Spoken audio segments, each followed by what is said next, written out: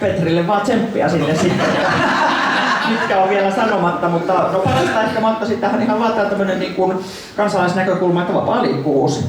Että kyllä tämä on niin kuin hienoa, että voidaan Euroopassa mennä vapaasti, meillä on yhteinen valuutta ja semmoinen niin kuin kaiken tasoisten kansalaisten toistemme tunteminen, että sitä yhteisöllisyyttä saadaan aikaan, että on niin kuin meidän yhteinen Eurooppa.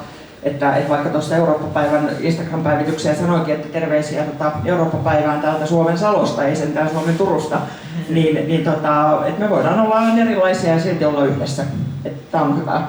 Ja sitten viimeisin erityistä närästystä aiheuttava kysymys on ollut, voisi sanoa, niin tämä liika yksityiskohtainen sääntely, johon nimenomaan